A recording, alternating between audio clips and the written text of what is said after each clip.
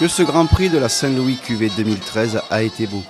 Un public nombreux sous un soleil généreux, des passes extraordinaires, du suspense et de l'émotion.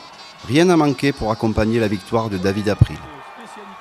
Après la traditionnelle valse des barques, le hasard du tirage au sort a voulu que Robert Ciani soit le premier à fouler les tintins, rendant ainsi un nouvel hommage à Adrienne Virducy, la marraine de la Saint-Louis 2013. Il n'y a pas eu de miracle. Il n'y a pas eu de miracle. Il n'y a pas eu de miracle pour Robert Ciani et Didier Santo. Pour April, l'après-midi a commencé par un combat contre Joris Bosquer. Puis ce seront Lopez et Sylvain Sabatier qui subiront la loi de l'ancien vainqueur du tournoi. Pour rigoler, et Joris Bosquer, maintenant, il n'a pas besoin de se changer, il peut rester mouillé. Il peut rester mouillé et on continue le tournoi.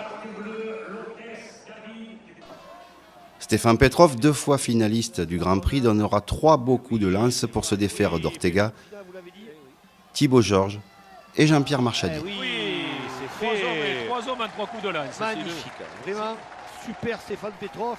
Vainqueur en 99 et finaliste l'an passé, Jean-Louis Montel s'est assez facilement qualifié en tombant successivement Ferrara, Garrett et Caravano.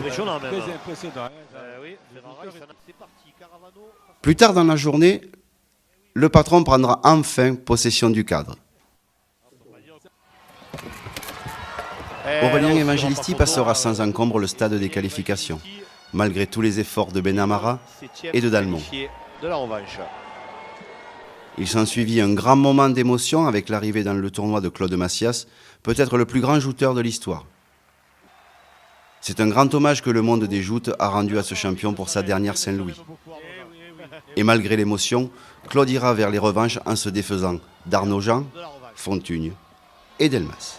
Et voilà, c'est fait. Si l'on devait retenir 3 passes d'exception pour ce tournoi, ce seraient sans doute celles qui ont permis à Maxime Molto de se qualifier.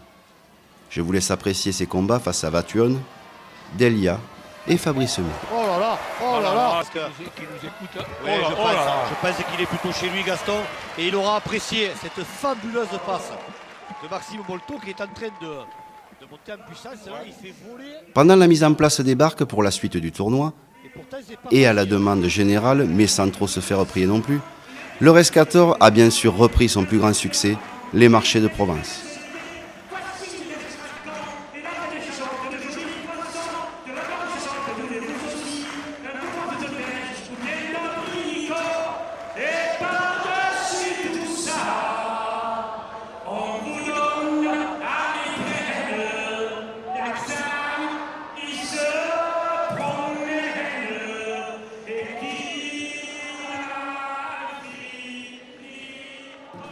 Autre moment d'émotion, la Marseillaise spontanée entonnée par le public dans le cadre.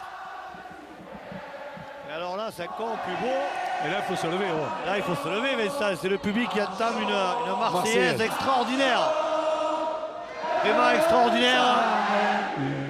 Alors là, on a touché le pompon. Là. On est au sommet de ce qui peut arriver.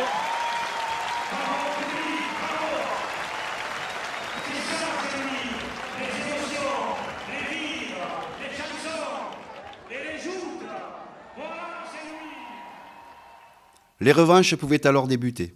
Après l'Ognos, c'est Montel qui continuait son tournoi en disposant de Cucinello. Eh oui. Allez. Evangelisti le suivait non sans mal face à un Hervé Pérez particulièrement bon lors de ce tournoi.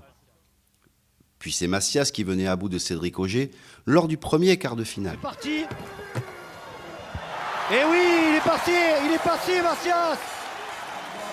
Il est passé, il est en demi-finale. Troisième quart de finale. April et Molto se qualifieront pour les demi-finales en battant respectivement l'Ognos et Soula. Pourtant, il est passé près, Vincent.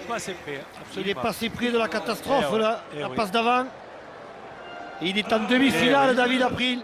Et voilà le quart. Le dernier quart s'annonçait explosif entre Montel et Evangelisti, et personne ne fut déçu. Après quelques passes, le dernier choc entre les deux hommes restera dans les mémoires. En passe de se qualifier, le patron a vu son genou lâcher sous la pression de son adversaire. Preuve de la puissance du coup, cette lance qui se brise et qui autorisait donc Aurélien à remonter.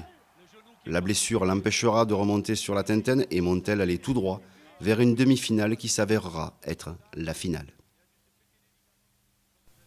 car lors de la demi-finale opposant Molto à Massias, le scénario annoncé de la fin du tournoi n'a pas eu lieu. En effet, l'engagement exceptionnel des deux hommes donnera lieu à un spectaculaire bouquet pour la dernière de Claude Massias. Magnifique, Oh magnifique. là là, c'est extraordinaire. Magnifique pour Claude aussi. Pour Claude aussi, c'est beau, il s'en va en beauté. Hein. Oh Fait là un bouquet de là, demi-finale comme ça. c'est incroyable, incroyable. Et on a Le public est debout, Vincent. Ah ouais, on a eu une Saint-Louis à rebondissement. Hein. Et c'est donc devant plusieurs milliers de personnes que les deux anciens vainqueurs du Grand Prix, Montels et April, se sont affrontés lors de la finale. Chacun a gagné une fois la Saint-Louis. L'un des deux. Et à la deuxième passe, David April s'impose, remportant ainsi sa deuxième Saint-Louis. David April David vainqueur. Abbas, bravo, bravo. Incroyable David April. Incroyable, il a gagné. Et Hubert et Il est en larmes David April. Jean-Louis Montel pour la deuxième année consécutive.